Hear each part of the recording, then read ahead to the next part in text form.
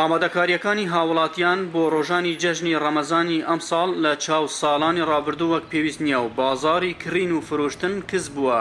هاوڵاتیان هۆکاری سەرەکیش بۆ قەیرانی دارایی دەگەڕێنەوە.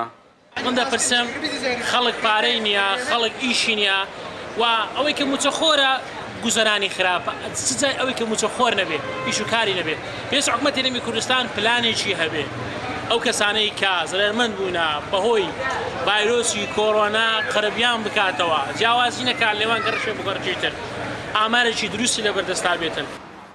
ئەندامێکی پەرلەمانی هەرێمی کوردستان بۆ بینینی ڕەوش و ژیانی خەڵک و چۆنیەتی ئامادەکاریەکانیان سەردانی نێو بازاری کردووە و وەها بۆ دەنگی ئەمریکا دەڵێت.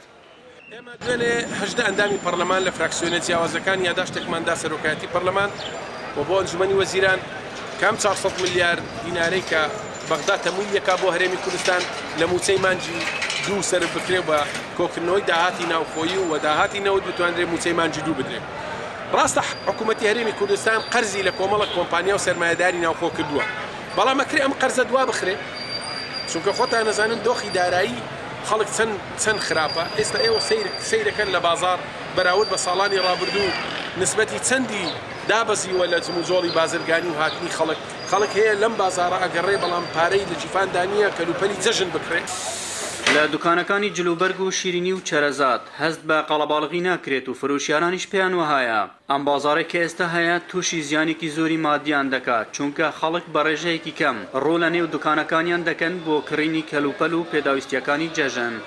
بەڕاستی ئەو حکومەتش کە ئەو جارێ و سێ ڕۆژ بێر لە ئێستا ڕاگەیان کە قەدەغەکردنی هاتوچۆ لە ڕۆژانی جەشن، ئەوە خەڵکەکەی زۆر سار کردەوە بەڕاستی، چکە کاریگەری لەسەر هەموویە بوو.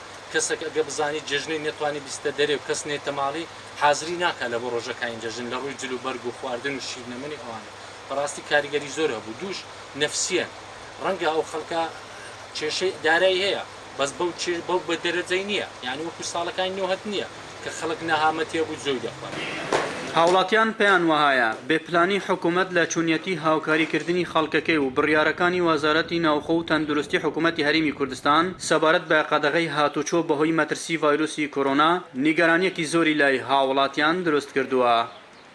ئەحمەد جێباری، دەنگی ئەمریکا، هەولێر.